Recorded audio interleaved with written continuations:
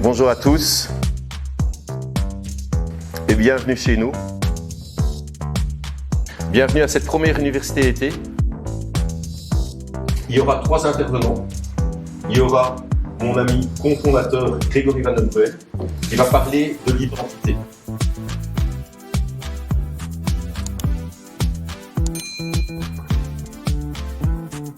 Grégory Van den Bruel.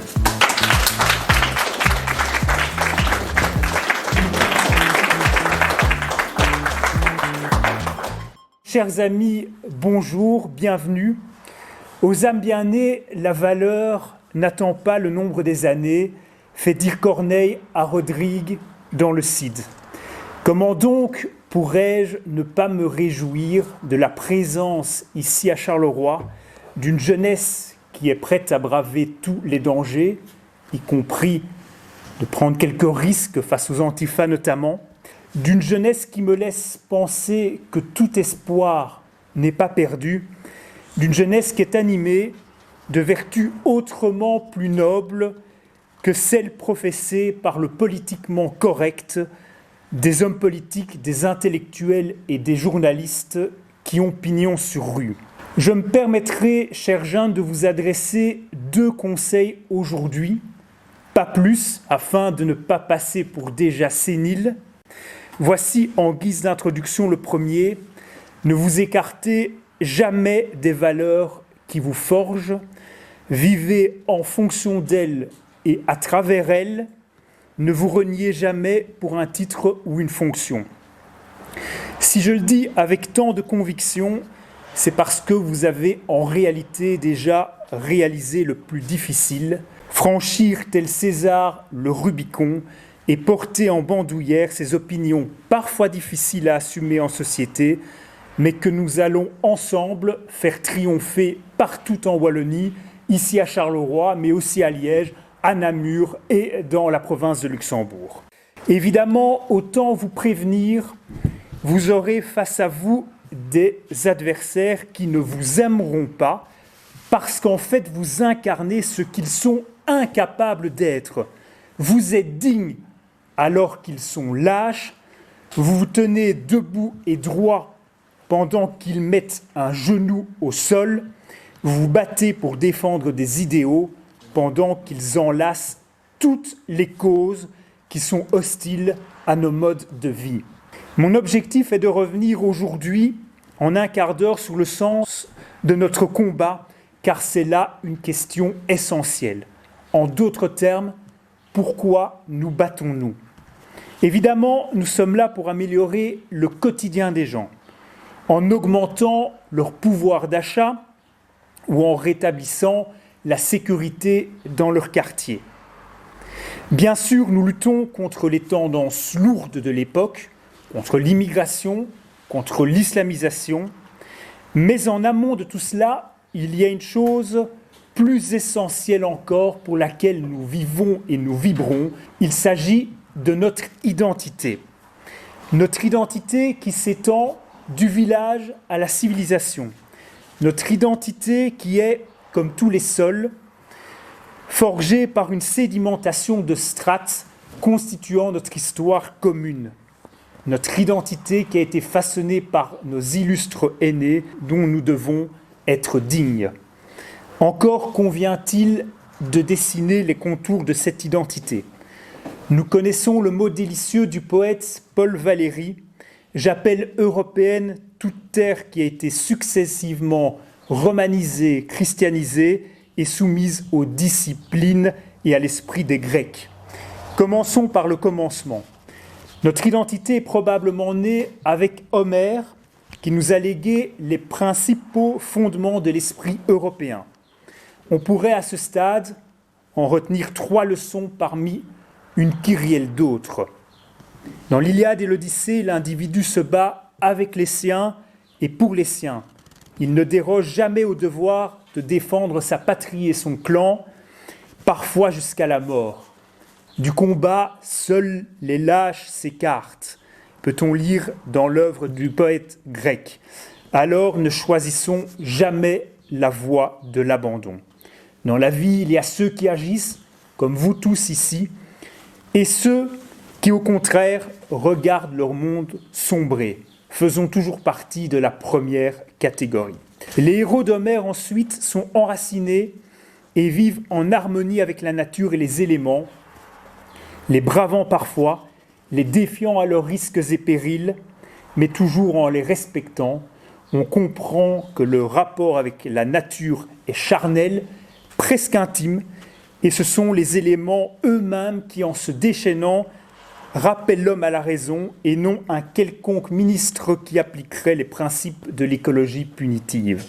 Enfin, les hommes et les femmes vivent de leur complémentarité entre la force virile des héros, comme Hector et Achille, et l'éternel féminin, incarné par Pénélope ou Circé. Ils ne renient pas leur identité biologique et ne sont pas indifférenciés.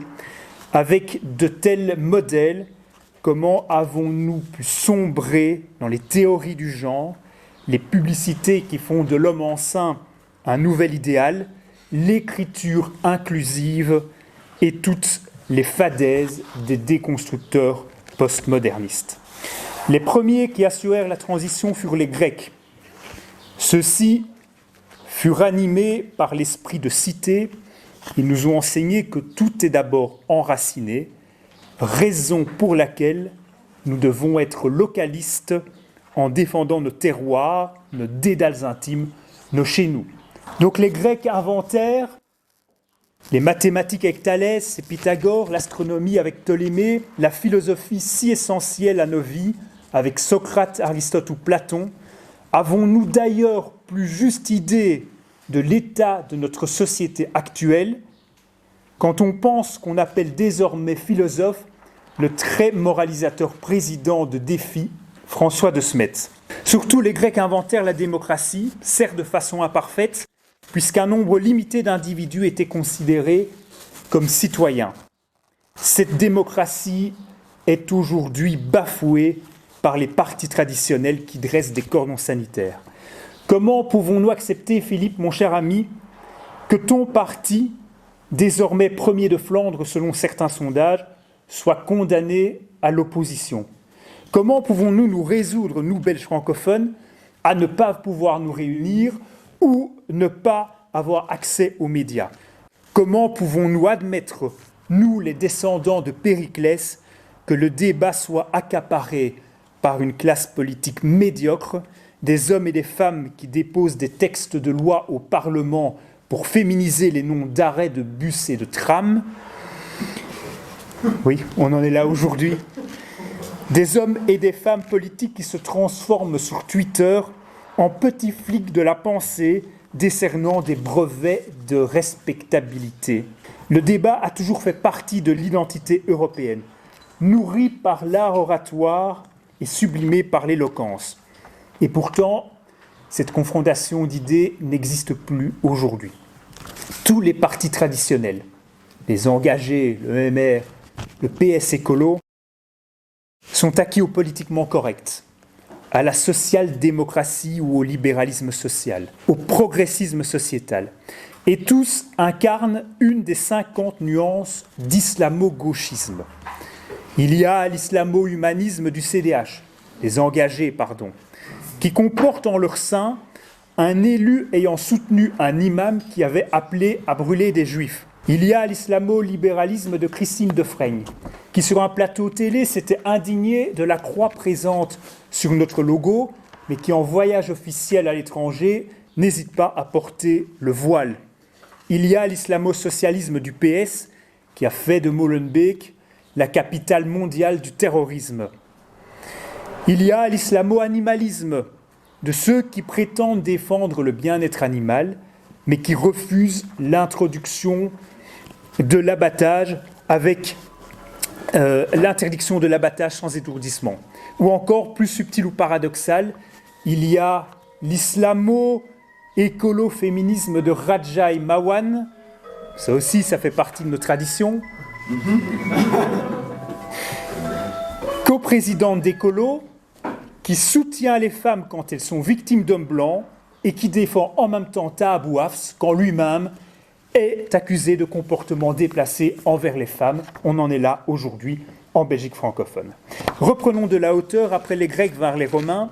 Ce fut le passage à l'Empire tout-puissant et au réseau quadrillé, comprenant chaussées, ponts et aqueducs, permettant le développement du commerce.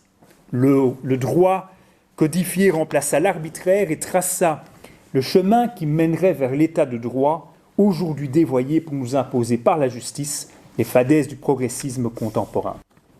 Les empereurs étaient grands et respectés, car basant leur légitimité sur leur puissance, à l'inverse des dirigeants actuels, tels Ursula von der Leyen, présidente de la Commission, ou Charles Michel, président du Conseil, qui basent leur pouvoir sur l'imposition d'une Union européenne centralisatrice, bureaucratique, impuissante, et qui est l'inverse de l'Europe que nous aimons. La chute de l'Empire romain, envahi, plus capable de s'ériger en modèle, trop décadent dans ses manières, est en elle-même une leçon que nous devons méditer afin d'éviter qu'elle ne se reproduise. Depuis la conversion de Constantin en 312, le catholicisme a structuré l'Occident pendant au moins 15 siècles, en lui offrant une spiritualité commune, a couvert les paysages d'un tapis d'église et nous a transmis ce que nous nommerions aujourd'hui pudiquement une morale. En chassant les marchands du temple, Jésus nous a appris à dépasser l'utilitarisme et à ne pas être de vulgaires consommateurs, ce que nous sommes trop souvent lorsque nous pianotons sur nos iPhones. Dans les paraboles de la brebis égarée et du fils prodigue, nous apprenons à ne pas rejeter celui qui s'est perdu en chemin. En mourant sur la croix, le Christ nous lègue la plus belle des leçons, celle du sacrifice. Et le sacrifice, c'est quelque part ce que chacun d'entre nous effectue en prenant des risques physiques et sociaux afin de défendre une cause supérieure.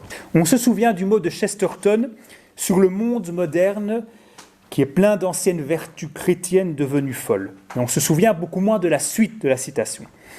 Elles sont devenues folles parce qu'elles sont isolées l'une de l'autre et parce qu'elles vagabondent toutes seules.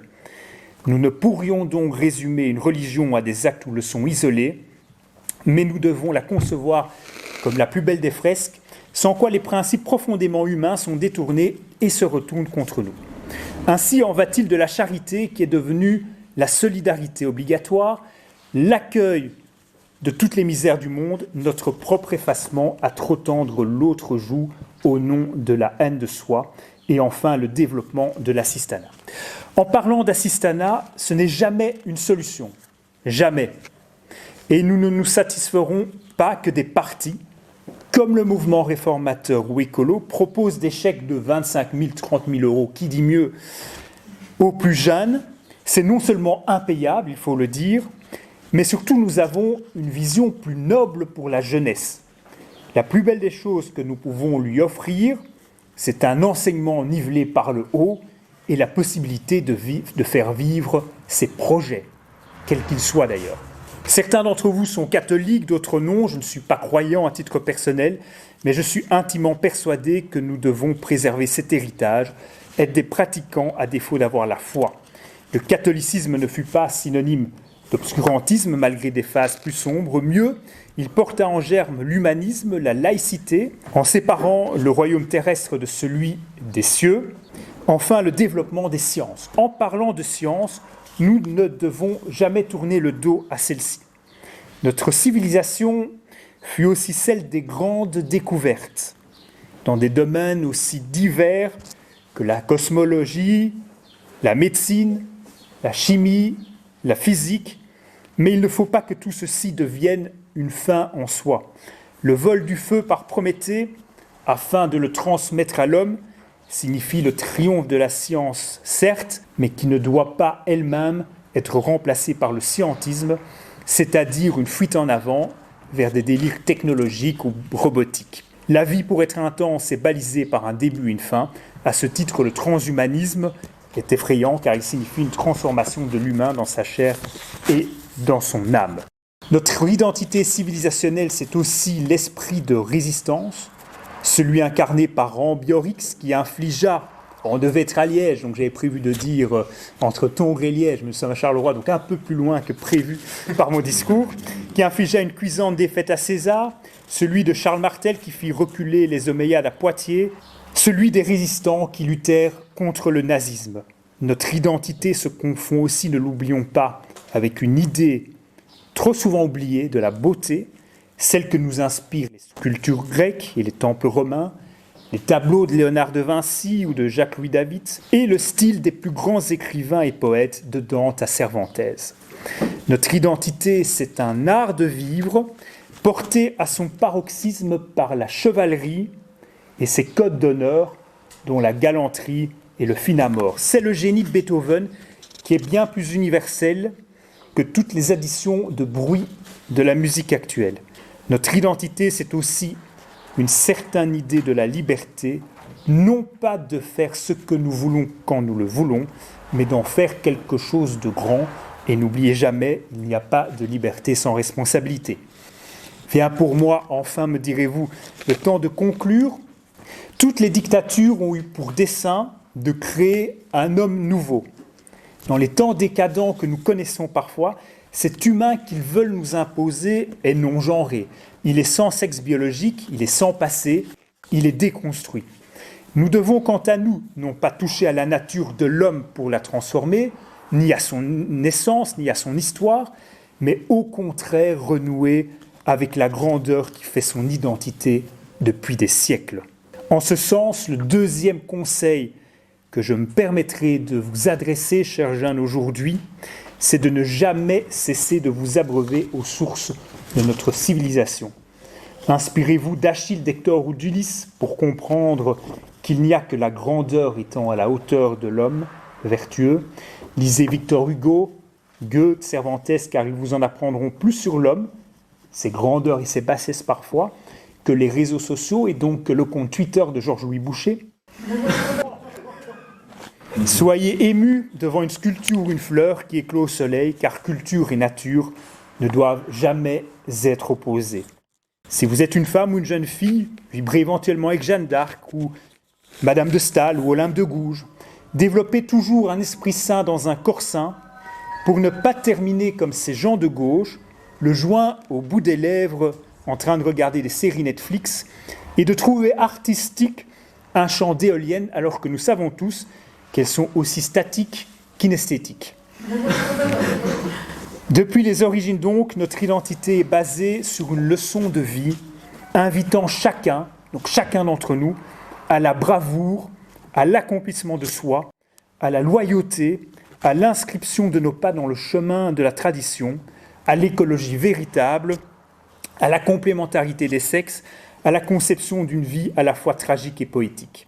Dans notre monde qui a perdu bien de ses repères, la transmission de notre héritage est la plus belle des choses qui nous restent. Ça doit être notre mission, avec d'autres évidemment en politique, mais également au quotidien. Fort d'une histoire éternelle, nous ne pouvons nous résoudre à voir balayer notre monde par la cancel culture, l'esprit woke ou la haine de soi. Nous ne saurions que vouloir donner tort à Paul Valéry, qui affirmait que les civilisations étaient mortelles. J'ai commencé avec Corneille, je terminerai avec lui. Nous partîmes 500, mais par un prompt renfort, nous nous vîmes 3000 en arrivant au port. À nous d'être des centaines, puis des milliers, afin de porter ici en Wallonie le flambeau de notre civilisation, afin qu'elle vive encore 1000 ans et bien plus. Merci.